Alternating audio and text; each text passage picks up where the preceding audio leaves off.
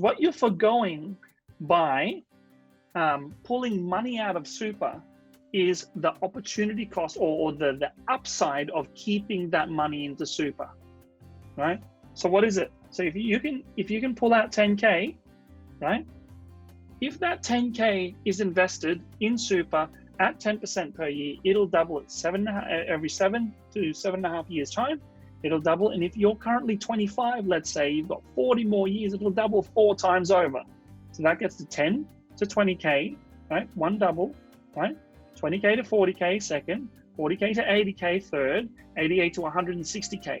So the question that I have to ask you is, what return on investment can you get for the project that you're looking to invest the 10K in?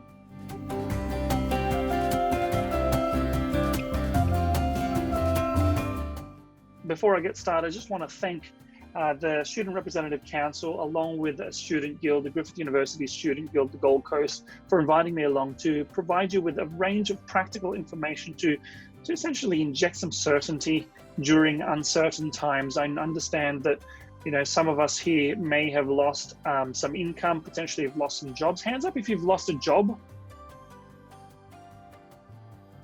Okay. Hands up if you've lost some income because of COVID-19.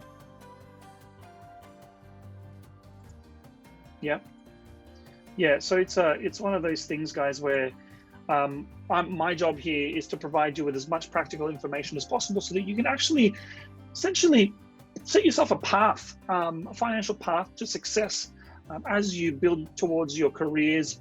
And a lot of these things aren't really covered off in books and in theory. So we've got to thank the Student Guild and the SRC for organizing this thing. All right, let's get started.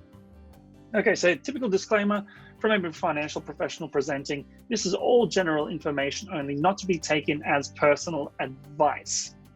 Cool. So what are we going to be covering off on today? We are going to be covering off on super and access, as per Michael's question earlier, lowering your rent and expenses, tax returns and organization, investment strategy, and gamification if we've got some time. So a little bit about myself. So I started off studying a Bachelor of Biomedical Science, did honors, started a PhD, and decided to go against finishing this PhD purely because I got the investment bug. Right? As I was growing up, I was always asking myself, how do I put myself in the best position to get freedom in my life? So one of my biggest values in my life is actually having the freedom to do what I want, whenever I want, with whomever I want. Right? So this is one of the biggest drivers that I have. It's sometimes verging on the narcissistic side of things, having that kind of freedom, because I don't really like being told what to do. So that's the con associated with that particular value, and my wife will attest to that, I'm sure. So this is my wife right here. Her name's Sophie. We have 3 little girls, Addie, Ella, and Ceci. 3 beautiful little munchkins. And I basically transitioned from science into finance and fell in love with it as I first invested. And I'll be going through a lot of the strategies that we did today, along with next week. So make sure you tune in for next week, because next week is when it gets really, really interesting as far as I'm concerned. Because I'll be sharing a little bit about my story and how you can potentially replicate it, and a lot of the errors that I made as well as a person coming out of studies and into my first job. Right, so back to my story here. So I went from science to finance to fatherhood, and here we are today trying to educate as many people as possible as part of Plenitude Wealth. So I'm the managing director, a financial advisor, and a mortgage broker as part of Plenitude Wealth. So what is it that we should expect for this particular webinar? How to manage your super, what to look out for, what is super, right? Super access, whether or not it's worth our while to access our super for specific projects, right? Lowering rent and expenses, how do you go about doing that, right? So a lot of people are trying to get down to the minimum viable lifestyle, which is covered off on webinar 2. So feel free to go to either the my YouTube channel, or the Student Guild to get access to this webinar. So that you can go over how to go about doing that. But we're going to go over a script today on how do you make that phone call. What do you say on that phone call, right, to increase the likelihood of achieving the outcome that you want, which is essentially saving you hundreds, if not thousands of dollars over the next 6 or so months. So investment strategies, how do you go about building a solid investment portfolio to ensure that you replace your income in the future, right? So I'm going to cover off on the silver bullet, right? What you need to do, a step-by-step guide on what you need to do to actually replace your income and successfully do it, right? Cool. Hands up if you're interested in this. Hands up. Is it sounding good so far? Awesome. Good stuff. I love it. Excellent. So let's start off with a mindset. So some of you have seen this before. This is a key thing, right? You need to understand that it is important to have your mindset right when it comes to investing, when it comes to life in general, because you ultimately want to get to a stage where you have that growth mindset, not a fixed one, right? If you're interested in learning more, read this book from Carol Dweck, and use every single negative experience in your life as an opportunity to grow. Use it as a reference point. I keep banging on about this, and I'm seriously not going to stop talking about this for every single webinar, seminar, and workshop that I run, because this is key, right? A lot of people have a different mentality to others, and the successful one certainly have a different mentality to the downtrodden ones, right? So what you need to do as a student and as a young professional is basically cultivate a mindset of growth and abundance, so that you're setting yourself up for winning, for seeing the opportunities in front of you first and foremost, and for attracting the right kinds of people around you, because it's key, right? All of the successful people that I know and that I follow and that I trust, right, have this mindset of abundance, right? Don't come from a scarcity mentality. There's more than enough room to grow in this world to be successful. So make sure you cultivate that thing. So the idea here is to get to a resourcefulness mindset, right? Because we want to lower as much of stress as possible. We want to live as comfortable as possible, because stress is actually one of the key factors to lowering a lifespan, right? Believe it or not. So the opportunity is to reassociate this experience of uncertainty as a positive, so that you use it as a baseline for you, so that when you get to other stages of life where you're being tested, you know you've been through negative aspects and negative scenarios already. You can push through and kick some butt. So the idea is to play offense. Far too many people are defensive in their strategies, right? Far too many people sort of put themselves in a straitjacket and they can't move, and they just keep moving down the path of status quo.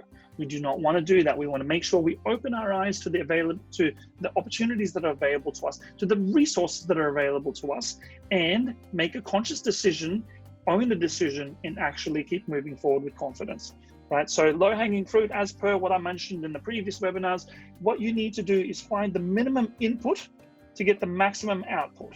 The 45-degree angle, this gradient here, is what it's all about. So you want to add as minimal input in to get the maximum outcome. So the 80-20 rule states that, like, every single business, for example, has 20% of its clients, let's say, providing 80% of its revenue, right? So you're going to ask yourself, what's the 20% of actions you can take today or in the near future when you start creating that plan, that list and that plan, right, to achieve the results that you want, right? What are the actions that you take to actually get the best bang for buck for your time? That's the kicker that you need to consider for every single decision that you make for your career, for your life, for your finances, for your health, right? Consistency is key. Build momentum. Small wins make it count. And if you can celebrate those small wins and build enough momentum for yourself, you become unstoppable, right? So that's the key. Best output for minimum input. So ask yourself, well, what do you need to do to get that 85% of HD, or a D if you're looking for 75%, right? When you're studying, right? And if you're looking for that job, what is it that you need to do? What's the best input that you need to kind of action to achieve the output, i.e. getting that job, right? So a key strategy that I always tell students is go on LinkedIn, right? Connect with people that you want to connect with, that's in the industry that you're targeting. Buy them a coffee, right? There's no harm in connecting with them and saying, look, I'm a keen student, love to learn what your career, or how you got to your career, this stage of your career, I should say. Would love to buy you a coffee and just pick your brain. I'd love to kind of work out what the next best step is for me. These are the kinds of things that you need to kind of action in your life. And today I'll be sharing with you a range of financial actions that you can take to ensure that you win, right? Okay, so what are you focused on? Things that matter and things that you control, right? So you ultimately want to be playing in this spot. That's all you want to do, right? Focus on things that you can control. It's really as simple as that, right? Create a list and plan, right? Understand what drives you, create and reverse engineer the ideal outcome, right? Cool, moving on. What did Warren say? An idiot with a plan can beat a genius without a plan. That makes sense. Right, so how do you manage super? So this is super. So what is super to begin with? Well, super is ultimately a trust, right? A trust is an entity, right, that allows you to invest, right? An entity is essentially something that where it's, so for example, your name is an entity, right? You can invest under your name. You can also invest under a trust, right? Super is a trust. You can invest under a company, right? The good thing about super is the fact that you can actually save a ton of taxes, right? Because as you work, you start to pay taxes, and what's going to happen is you're going to, depending on how much kind of income you make, right, the more taxes you're going to have to pay, right? So if you were to invest under your name relative to a trust or a super or your super, you'll see a major difference between the returns, the actual real returns on your investment. Right? So that's what it's all. That's all it is. It's a trust. It allows you to invest. It's a forced saving to ensure that your future self, i.e. your 60, 65, 70-year-old self, will have at least some kind of nest egg, because the government is hoping that you'd work from 21 or as soon as you finish uni on to age 65, 70. That's the deal that they're playing. That's the game that they're hoping that you play, right? So right now, the government has a pension. I doubt that pension is going to be floating around for much longer, especially for our age, right? So as soon as we get to that 65, 70 stage, it's going to be very, very difficult for the government to afford all of those payments, purely because there's going to be a whole heap of us, and the life expectancy is expected to get bigger and bigger and bigger and longer. So ultimately, it's a massive, massive expense out of the government's pocket. So they're trying to be proactive in their approach. Enter superannuation, which incentivizes people and forces people to siphon money away, squirrel money away, and make it grow. Invest it through Sun Super, Q Super, Uni Super, whatever kind of fund you may have. MLC, Russell, Macquarie, whatever fund or superannuation fund you may have, to ensure that you're getting a higher return on investment than putting it in under your bed or putting it in your wallet. Because most people, if they put it in their wallet, it typically goes away before the next pay packet comes, right? So super is there to secure your financial future. It's really as simple as that, because the governments don't really trust people to secure their own financial future. And the issue that we have is that there's not much financial education, the financial literacy across all Western nations, across the world really, is very, very low, right? So my aim is to actually make a massive dent in that, to actually, help people get to a stage where they can actually kick some butt, right? Cool. So compare apples with apples. So the idea here is to know the difference between industry, retail, and SMSF, right? So SMSF, let's just start with this one. This is called the Self-Managed Super Fund. What you want to do is you want to consider this once you've got a bit of money in there, right? Let's just call it 200 to 500K. So long way away for some of us, right? Quite soon for others, right? Industry and retail, you will most likely have some industry funds, potentially some retail, right? Industry being Sun Super, Q Super, Uni Super, Rest. Some of you work in Woolworths or Coles at all? Hands up if you do. No? Cool. So I used to work at Woolies. I have a Rest. I used to have a Rest superannuation account. So a lot of these kind of workplaces have a mandated super. So what I suggest you do is you keep one, and you just hold on to one for as long as possible, right? Because the fees associated with it, you just need to make sure that you don't pay too many fees. Some people have 10, 15 superannuation accounts because they move jobs across the years. They're not realizing that they're getting charged about $200 to $300 to $400 per year on fees per super. And what happens is it lowers the likelihood of them achieving financial freedom, because they're literally just spending cash, unnecessary cash, right? So understand the investment mandates, and we'll be going through what kind of investment options these guys have. And they're all fairly similar, right? So you just have to understand that you need to compare apples with apples when it comes to a return on investment, because a balanced fund in Sun Super may not equal a balanced fund in Q Super, right? How do we do that? We'll go through it a little bit later, right? So the idea here is to show you what kind of things for you to consider when you're making a decision about what superannuation to run with, right? Cool. Good stuff. So industry, retail, and SMSF. Ultimately, the SMSF will allow you maximum control, maximum investment cost, choice, and maximum strategic options. The problem is there's a compliance burden, which means there's a cost associated with that. Now, if you've got some funds in there, sometimes having that scale allows you to lower the cost, because these guys charge a percentage fee, right? SMSF typically charges a flat fee, right? So the majority of people in Australia are in the industry super fund, and that's fine, right? So ultimately what you need to understand is it's a long-term play, right? And it's there to provide your future self with a bit of a nest egg so that you can actually tap into it come retirement, right? But since COVID-19 has come in and we've got a pandemic happening on our hands, the government has loosened its grip a little bit on super, and it's allowed us the option to actually pull out some super, right? And we'll be going through that a little bit later. So it's super useful. Look, this particular graph right here is judged on 10% return on investment, right? With $10,000 per year invested, right? So if we ignore 2017, this is an old graph, obviously. So this is over what, a 14 or 15 year period, right? So this is super compared to, so investing in super relative to investing under your name, right?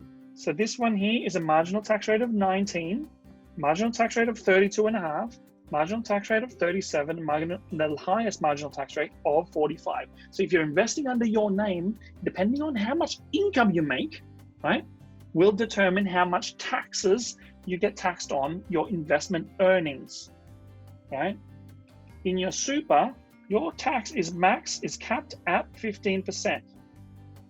Once you get to pension phase, once you're old enough, which is around that 60-year-old mark for current people, it gets taxed at 0%, especially the ones that were retired, I should say, right? Taxed at 0%.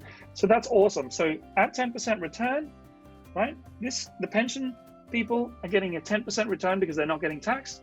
People who are in the super accumulation phase, which is where you're growing your super, are getting taxed and getting a return on investment of 8.5%. People who are earning more than 180K are getting taxed at 45%. Therefore, a 10% return is actually providing them with a 5.5% return. And ultimately, there's a few more options. And how it looks is this. There's a massive gap there. There's a few $100,000 there, $100,000 to $150,000 gap in between the pension and the highest marginal tax rate. Pension, which is 0% tax, versus the highest marginal tax rate. So building wealth, there are three key things that you need to consider. You need to be able to save more, you need to be able to invest better, get a higher return on investment, and lower your taxes. That's why entities are very, very important, to be able to not pay as much tax as you don't, as you know, that you can essentially get away with, right? Legally. Very, very important. It's got to be legal, right? So the key takeaway for this thing is super is an entity that allows you to save taxes. It's really as basic as that. You can invest in the same kind of asset classes, same kind of assets outside of super as you do inside of super. You can break all of the superannuation investments down just by looking at their website and seeing where they're putting their money. And you can replicate the same portfolio outside if you're inclined, right? So taxes can eat away at your returns and your earnings. So just make sure when you're investing to understand that there's a tax payable for some and tax payable for not so much tax payable for others. And we'll be going through the different kinds of returns a little bit later. Cool. All right, so the rule of 72 and super. So for the people who weren't here in the previous weeks, the rule of 72 determines how many years it will take for your capital, for your savings, when invested, to double double, basically. So if you're starting off with $10,000, right, of investments, if you're getting 2% return on investment, it'll take you 36 years. If you're getting 15%, it'll take you 5 years, right? So what super is doing is providing you with a risk-free return, right, of the difference between your marginal tax rate, which is the taxes that you would have paid on the earnings, right, versus 15%. So for some people, that's as high as 22.5%, right? For some people, that's as high as 30%, right? For others, 17. So it's a risk-free return. So really, if you can get a 10% return in super, you're essentially getting a 7.5% return outside of super because of the taxes associated with it, right? So what it's doing is it's speeding up the process of doubling. That's why if we stick with one super fund invested correctly, right, according to your risk profile, which we'll be going through a little bit later, you know that your superannuation fund will double over time, multiple times over, ideally, right? So that's the gig.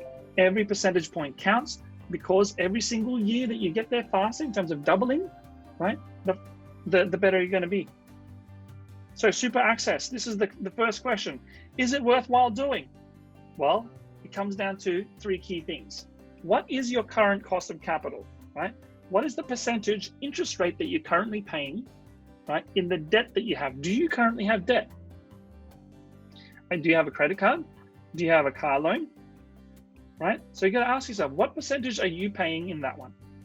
What risk-free return do you have, right? Risk-free return meaning guaranteed money in the pocket. What's that percentage for you? And what is the return on investment your current superannuation is getting versus what you can get yourself outside of super? Because what you're foregoing by pulling money out of super is the opportunity cost or the upside of keeping that money into super, right? So what is it? So if you can pull out 10K, right?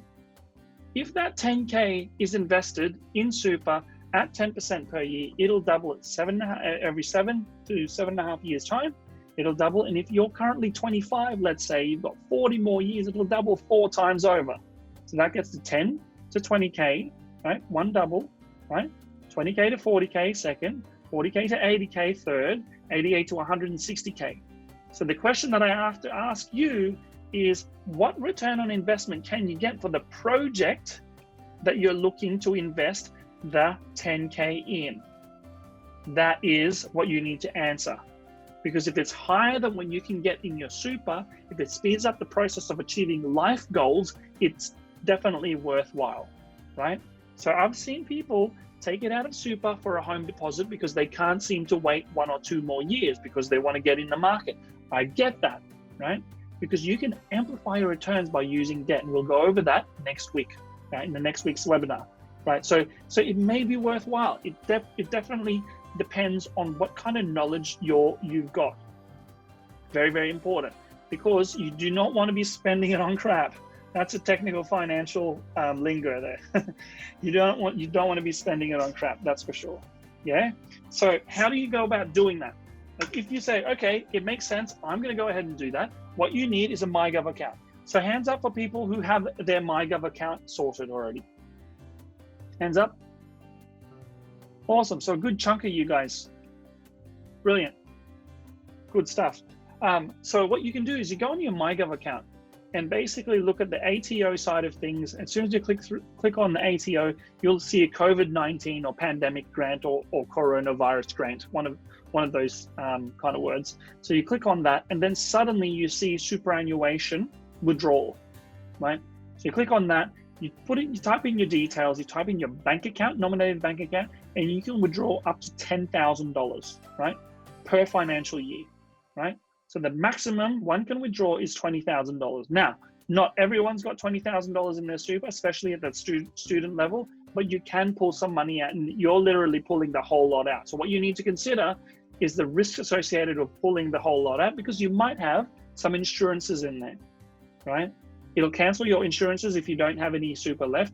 And that may be a good thing, maybe a bad thing. It depends on your situation, right? Do you actually need insurance at this stage of your life? I'm not quite sure. You need to ask yourself these questions, right? So if you're pulling out all of your super, it needs to be a solid reason, right? It needs to be ROI positive, right? Because if it's not, you're essentially missing out on that 160 grand, assuming you pull 10 grand out over that 40-year period, because that 10 grand will double 4 times. Any questions on this? Is it all making sense? Hands up if it makes sense, guys.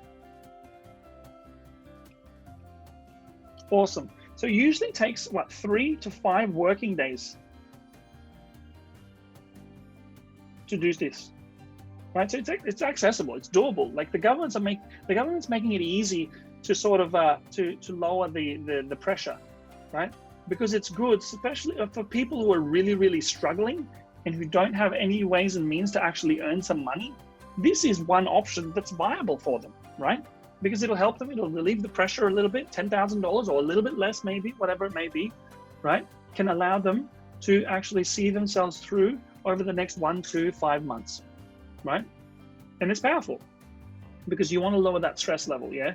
Very important. Okay, before I move on, any questions on this? Before I go into the next part of the webinar? No? Good stuff. All right, so lowering expenses. So in webinar number 2, I covered off on the minimum viable lifestyle and a few strategies that you can consider to lower your expenses. But today we'll be talking about how to lower your rent and how to lower your current bill payments over the next few months, because money today in your pocket has a hell of a lot more utility, right? More value in your pocket than giving it to someone else because of the uncertainty. So the higher the uncertainty, the higher the value of money in your pocket, right, is, right? So that's one of the key aspects that I want you to understand. So it's very important to have enough of a buffer in place so that you're not freaking out, right? So if you can postpone a few of your payments for another time, you'll be better off, because it's better to have some cash in your pocket today, right? I don't know about you, but as far as I'm concerned, there's nothing worse than having $0 to your name and got a massive bill waiting for you to pay, and you're going, what the hell, how am I going to pay this thing, right? So you need to kind of ensure that you're tapping into all of the resources available to you. Super is available, obviously, for some of us, right? And if we can lower our expenses, that extends our buffer at the time we have to sort of find the next solution, the solution to sort of replace some or all of our income, right? Cool. Like I said, money today is more valuable than money tomorrow, right? What we want is more than 1 year's worth of income in our back pocket. Now, obviously, that's really easy to say, very hard to do, right? Discomfort is having less than 2 weeks worth of income, living paycheck to paycheck. You definitely don't want to be doing that. You want to focus all your energy on getting to 3 months worth of income so that you got some breathing room.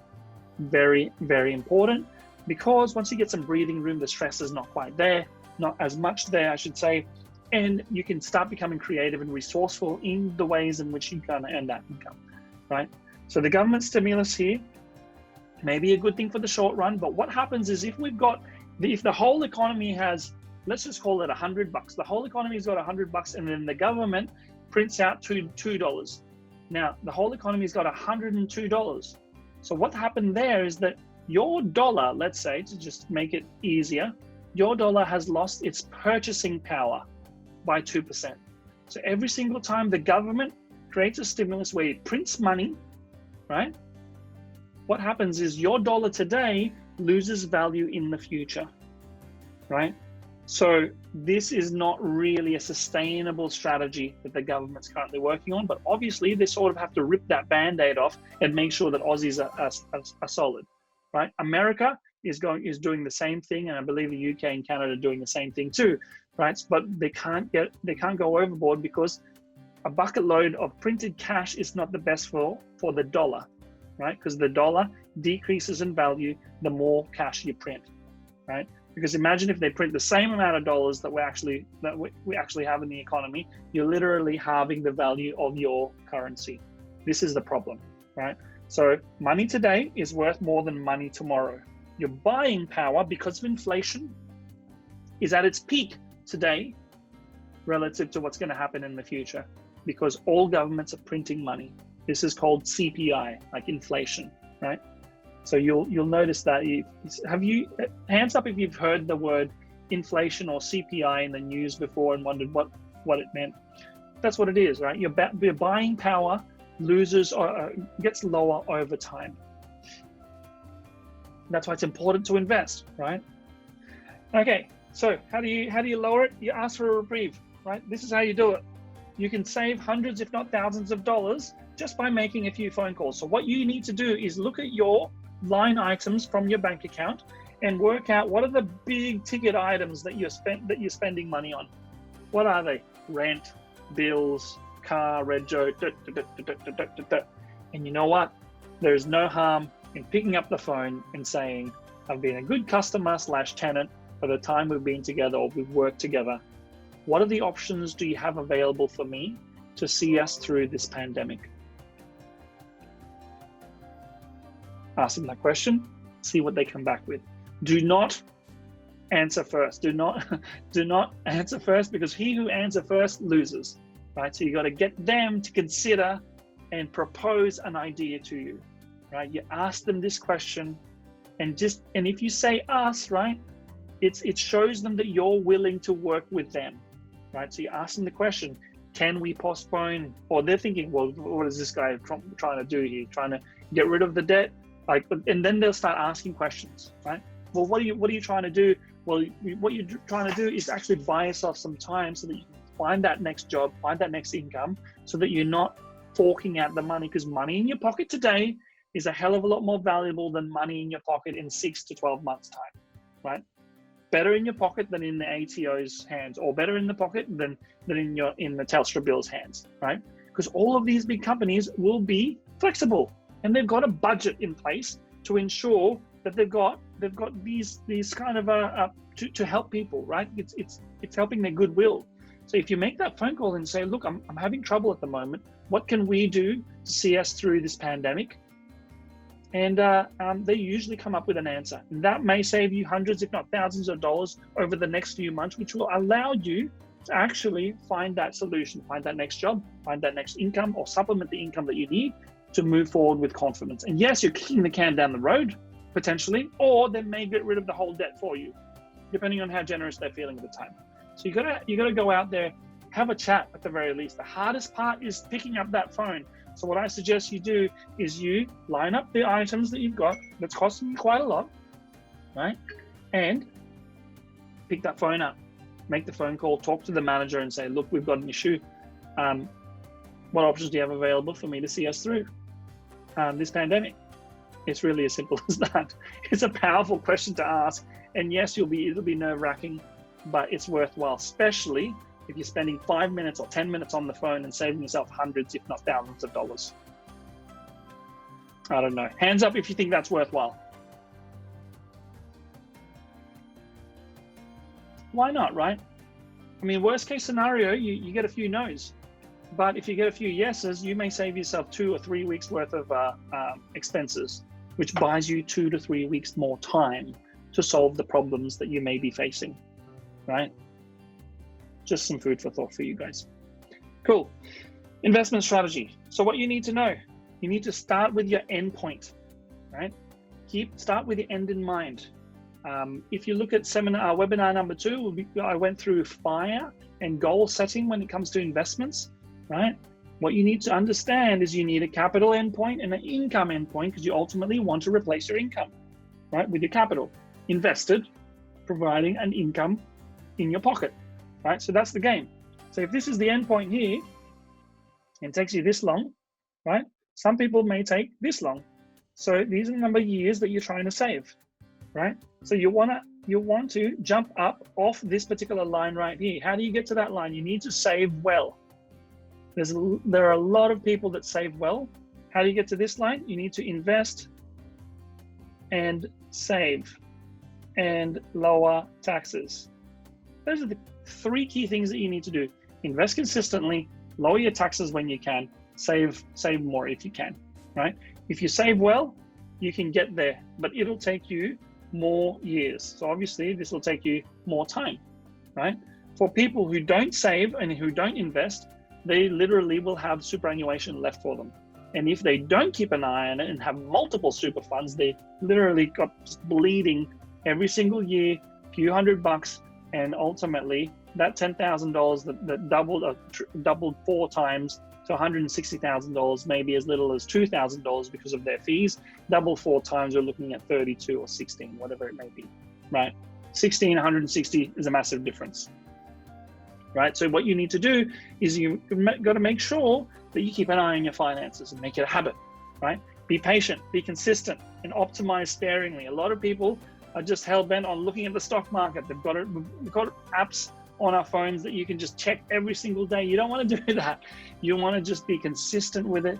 Just dollar cost averaging, i.e. putting a small amount in the market, investing slowly, and let time do the work for you. You want time on your side, right? You do not want time working against you. And one of the key things that you need to do as an investor is forget about your investments if you can. Make moves sparingly. You do not want to get active for the sake of being active, right? I'll be sharing with you the silver bullet, what you can do to ensure that you get to financial success a little bit later. Cool. So the kinds of returns, you've got 2 kinds of returns, an income return and a capital return, right? What you need to do as an investor is always consider the tax associated on your investment returns, right? So with these 2, the tax with this one is tax, the income return is taxed every financial year. Capital growth is taxed at sale, right? So tell me, which one would you rather be taxed at? Like, would you rather be taxed every single year, hand up, or would you rather be taxed at sale, where you can choose whenever you want to sell? Hands up if you want to be taxed every single year. Hands up if you want to be taxed at sale and have a little bit more control of your money. Yeah, so it makes sense, right? So you ultimately, as you're building your portfolio, if you're paying a marginal tax rate to the government already, it doesn't make sense to create income producing portfolios, right? Assets. Doesn't make sense to invest in those kinds of assets because you're getting taxed at your marginal tax rate. What you want to do is defer as much of the taxes as possible, right? Because if you hold on to an asset for 1 year, right, for more than 1 year, you're getting a 50% CGT discount. What is CGT? Capital gains tax discount, right? Let's say you buy an asset for $1, it doubles in value over a 7.5 year period. Let's say a 10% return, right? It's now $2, right? What happens with that is that once you sell it, you've got $1 worth of capital gains. You do not get taxed on the dollar, you get taxed on 50 cents, right? So that's the beauty of aiming to build capital growth, right, in your portfolio at the start, right? Because what's going to happen is at the end, you're going to be deriving an income from your portfolio because you've stopped working or you've lowered the amount of work you've done. Ultimately, lowering your taxes throughout the journey. Very important, because you can literally pay hundreds of thousands of dollars throughout your whole investment journey if you're not aware of this thing. So you need to make sure that you understand how it all works, and working with a good accountant will help you with this particular journey, right? So return on investment, it's obvious. The higher the return on investment, the faster it's going to grow, obviously. So we're looking at a 0% versus 12%. You're looking at $5,000 per annum invested over a 20-year period, and you're literally $250 or so thousand ahead from 2% up to 12%. So a 10% differential can give you $150,000 or $200,000 worth of upside. Right. So what you need to ask yourself is, well, what kind of assets can you invest in, right, to get the highest return as you can consistently, so that you can tap into the compounding effect, right? Because it sort of creeps up like that. You know, ideally, you don't want to be on a trajectory that's like this. You want a solid gradient and a compounding wealth curve, right? What if I don't want to be taxed at all? Well, you're going to have to move to Panama or Puerto Rico or something like that, because unfortunately, you're going to get taxed, right? I'm sure you would have heard of a saying, there are two things in life that are certainties: death and taxes. Unfortunately, we can't really get away from that. And really, you're going to get taxed left, right, and center anyway if you live here in Australia, because you buy some food and that's GST, right? Goods and services tax. Right, you go in and go to movies, you're essentially paying 10% GST on everything, right? And the majority of things that you have. So unfortunately, you can't get away with not paying tax, and it is illegal. So you need to be very, very careful. So you need to understand what are the legal things that you can do to lower your taxes, right? Because if you can lower your taxes for the rest of your life, you can save hundreds, if not millions, hundreds of thousands, if not millions of dollars of taxes, right? Just be strategic about it. Learn as much as you can, read a ton of books, talk to a bunch of professionals, learn as much as you can to risk mitigate against the tax liabilities throughout the years, right? Cool. So constructing portfolios, notice here, so if I can get you all to just take a screenshot of this thing, right? So this will help you construct future portfolios, right? So if we look at the risk return profile here, right? So this is a basic overview of what kind of assets you can invest in. You've got cash, fixed income, property, and shares, right? So what you want to do is break things down a little bit further to what this is. So cash, so these are the defensive asset classes here, and these are the aggressive or growth asset classes, right? So this figure here is what a lot of financial planners use to create a portfolio that is conservative, moderate, balanced, growth, aggressive, and very aggressive, right? Similar words that you'll see in a superannuation fund. This is how they build a portfolio. A diversified portfolio is one that is invested in cash, fixed income, right? Australian and international, right? Australian listed property, international listed property, global infrastructure, Australian equity, international equity. What is equity? Shares, right? What is infrastructure? Global infrastructure. Airplanes, not airplanes, airports, bridges, tunnels, that kind of stuff, right? Listed property, commercial property, big buildings, right? Airports, once again, that kind of stuff, right? So these are the options that you have as an investor. And what you want to do is diversify across different asset classes, so that if one asset class were to get pummeled, you've got 3 or 4 or 5 other different asset classes that are not so much being pummeled, right? So it sort of balances out over time to give you a percentage return on investment commensurate to the risk that you're willing to take, right? So we've got defensive and growth, right? Theory suggests that defensive is the more conservative and gives you a lower return on investment, right? The growth assets have a higher return on investment, but the problem with that is, as per what's happened recently, the growth investments tend to fluctuate up and down in value. Right? So you just need to be aware that you're taking on that risk. But if you're investing for the long term, it should be okay to fluctuate a little bit. You just need to make sure that you're dollar cost averaging, i.e. siphoning away a small amount of your income and putting some into your portfolio consistently. That's the key. You've got to be consistent with this game. Any questions on this at all before I move forward? No? Good. All-weather strategy. So the first step is no bad debt. Get rid of all credit cards, right?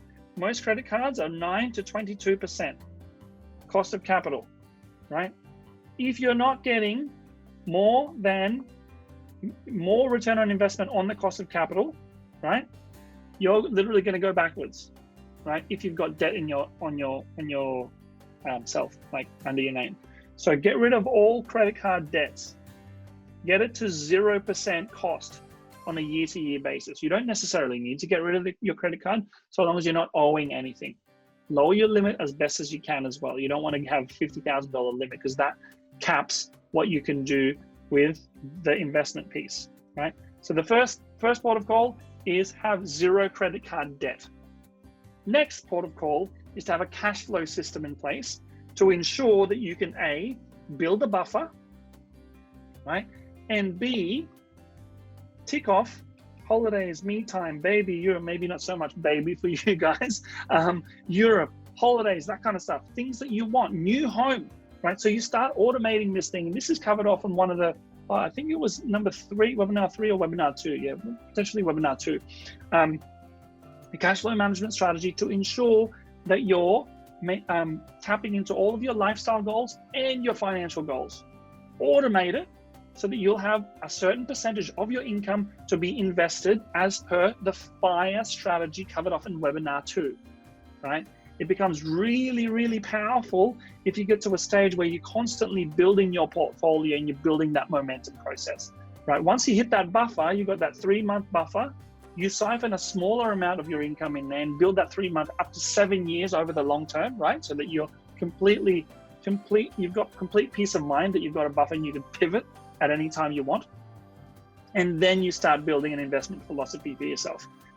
My personal investment philosophy looks like this. So we've got a leverage component, a growth component, and an income component, right? So you got to tap into what resources you have available to you. Your borrowing capacity is a resource, right? What you can do is create a strategy called the leapfrog strategy and start utilizing that. How do you do that? You acquire a property, right? And over time, that property should grow in value if you do the due diligence, right? Once you do the due diligence, you can pull that money out and go again over time, go again and go again. And it becomes a self-fulfilling prophecy and it creates its own portfolio. So it needs the certain injection of your income at the start, of the savings at the start, and then it grows by itself, right? And then you've got this one, which is ultimately creating a portfolio as per what I mentioned before, something like this. Right, what you do is you start from $0 from here and you put a small percentage, i.e. 5 to 10% of your income on a year-to-year basis for this particular portfolio. If you do that, if you build your property portfolio and you build your portfolio that's diversified, you will be a millionaire. That is 100% guaranteed, right? You just have to be consistent with it. You have to learn the strategies associated with this part. This is the easy part. You can literally go to Raise and do this particular strategy right now on your app, right? And you will get there. The problem is, how long will it take you, right? So that's the key variable. How much time, how many years will it take you to actually get to a stage where you can pull a lever and replace some or all of your income, right? This is why I like doing both this particular strategy and this particular strategy, right? Because if you can do both, what happens is it speeds up the process dramatically. And if you can gamify it, if you can create a consistent sort of a reporting mechanism to ensure that you've got your baseline, you're constantly beating your baseline on a year-to-year basis, you will speed up the process, right? It's about saving more, lowering your taxes, and investing better, consistently asking yourself those questions. So where do you find your first investment? Have a look at, as a good starting point, check out the MFund website, asx.com.au/MFund, right? This will allow you to invest a certain portion of your funds into different kinds of managed funds, right? For the specific asset classes that we covered off on before. Or to make life easier, you can go to Raise or Spaceship and they can basically choose it all for you, depending on how you want to do it, right? Or you can make life a little bit harder for you and have more choice again, where you can go to these particular, you got BT, Colonial, First State, MLC, AMP, a lot of these different kind of investment houses, banks used to own them, right? You can create your own portfolio once you've sort of increased your investment sophistication. But let's not sort of jump to conclusions here. You do not have to be an absolute expert to get the results. You just need to be consistent, patient, and have a system in place to ensure that you're moving forward, right? Noteworthy research houses, check out Morningstar, Canstar, and Lonsec, right? Noteworthy fund managers, Magellan, Vanguard. Vanguards are essentially a low-cost index fund, right? Very, very low cost. You can dollar cost average till the cows come home and actually build something significant for yourself, right? The key is you got to be patient. Far too many people are trying to make it big too quickly and gambling the money. It's not about gambling. It's about investing and being consistent with this thing, being strategic, right? Cool. Okay. We ultimately want to get to financial resilience, right? Where if your income if one of your incomes gets affected, you have other pillars of income to help you. How do you do that? You need education to build confidence to get you to financial resilience. My aim is to provide as much information out there to ensure that increases the likelihood of increasing the financial literacy, which increases confidence and increases the likelihood of hitting financial resilience across the board, right? So bring it all together. I noticed that we've got a few questions there. So let me just wrap this particular prezo up, and then we can get onto the Q&A. Bring it all together. So we talked about super access, whether it's worthwhile. Some people it's worthwhile, others not so much. You've got to know yourself. If you're going to spend it on crap, do not take that money out. If you're going to spend it for a purpose that'll produce a higher return on investment for you today, and it ticks off lifestyle and financial boxes, I think it's worthwhile doing, right? I think it's worthwhile. It's got to make sense though. Now, if you're destitute and if you need the funds, obviously you're going to take that thing out. How do you manage your super? We talked about comparing apples with apples. We talked about the different kinds of investments that they would be investing for you and potentially replicating that portfolio outside as well, right? Lowering rent expenses, what kind of script you can use to lower your current expenses, and then the investment strategies that you can actually put together for yourself. Create that buffer, cash flow management system, lower or reduce or completely get rid of credit card debt, and ensure that you moving forward with confidence, right? Next week's webinar will be all about debt, getting good debt. How do you acquire that first property? How do you tap into the government grants, credit cards, family loans? How do you get proper debt structuring to ensure that you're using debt as a resource? In my opinion, this is the catalyst for massive financial results, but it can also be, it's a double-edged sword. It can also ruin you. So you need to make sure you tune into that one and find out how to go about structuring your debt so that you don't burn your fingers, right? So I just want to thank the Student Guild and the Student Representative Council of Griffith University once again for inviting me along to present to you guys. I really, really do appreciate it. So let's get cracking on the Q&A. Okay, so is this happening a lot in Australia? I'm not quite sure what that is. So if you can, Michael, if you can expand on that, that would be fantastic. Would you recommend credit cards over debit cards? Briefly, what are the advantages and disadvantages of each? Look, you cannot go wrong with a debit card because you're spending money that you have.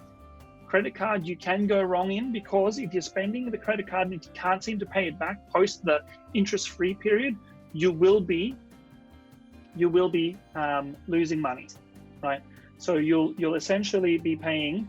So credit card is 9 to 22% per annum, and I personally know people who have been stuck in credit card debt for 25 years, can't get out, haven't built their investment portfolio, stuck, still trying to pay that damn thing off since she was 18 years old, right? Very scary stuff. You don't want to be stuck in that thing. So I'm not saying don't use credit cards. There are specific uses for a credit card, but if you don't know and if you can't control yourself in terms of spending, do not have a credit card. Hopefully that's answered your question. Sorry, just back up, pay for yourself first diagram. What does the second part mean? Thank you. Sonia, okay, let's have a look at the pay yourself first diagram. Okay. So what you're trying to do here is commit a percentage of your income towards the things that you value most in life, right? So you got to ask yourself, what is it that you want in your life?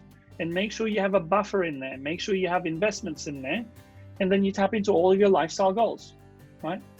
Investment property, buffer, investments, right? And then write down all of your lifestyle goals associated with it. Live within your means for the rest of the percentage, and put away 10 to 50% of your income towards these things, and automate it. Once you automate it, you forget about it and you let time do all the work for you. 3 to 6 months, maybe 1 year later, you got 5-10 grand for a holiday. That's the way it works, right? You don't want to be making conscious decisions every single day because you've only got so much of that resource, like your brain power, every single day. You don't want to be making too many decisions because that will deplete that resource, and then you revert back to the status quo, which is old habits and old habits die hard and may not be the best course of action for you, right? Do you have any advice on Bitcoin/crypto? Look, Bitcoin and crypto, look, we've missed the boat in terms of the upside of Bitcoin and crypto. I think there's scope for it in the future. I'm personally not invested in it. Am I looking to invest in it? No. Am I looking to use it in the future? Once it becomes more mainstream, yeah, I will use it. It's currently not mainstream, so I'm not currently using it. I'm open to it. We have missed the boat if you're trying to make some dollars out of it. Very speculative play at the moment.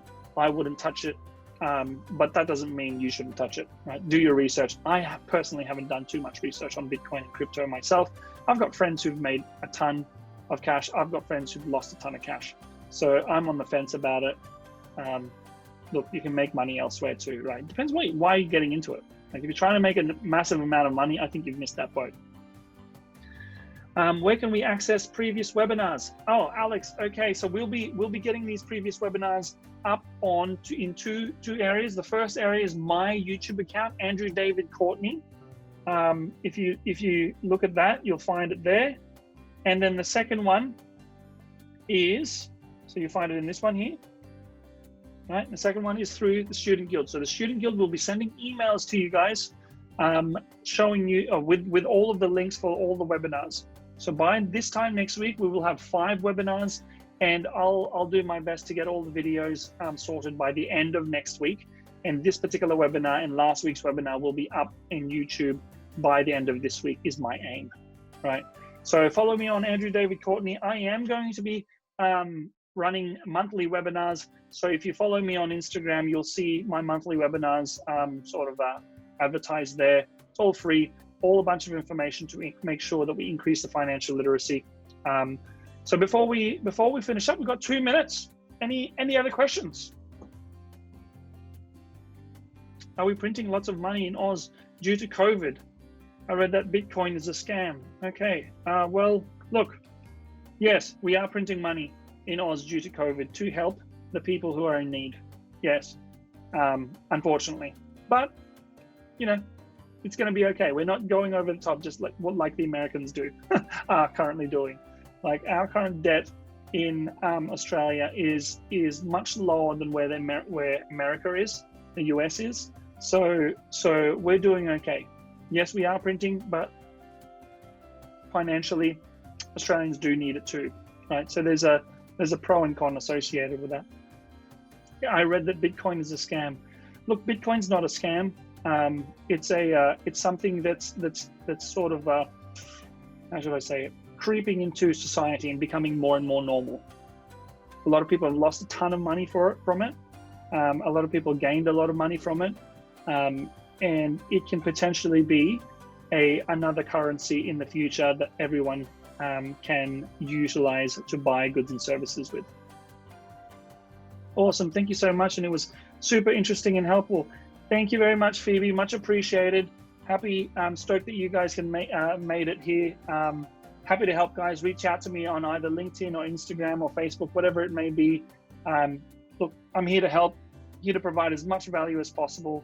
And hopefully, if you've got some feedback for us, make sure you add as much information as possible. If the Student Guild sends you a survey of sorts, make sure you add as much information as possible so we can cover off on other topics that may pique your interest, so that you can actually kick some serious butt when it comes to finances and life. All right, guys, that's me for today. Quick hands up before we go. Send me some love before you guys head out of this meeting room. Thank you very much. Thank you. I'll hopefully see you guys next week. Yeah, I'll show you how to speed up the process of buying your first home and to speed up your return on investment, which may blow your minds a little bit. So come along next week. Looking forward to seeing a full room. Tell your friends all about it as well. Chat soon, yeah? See you guys.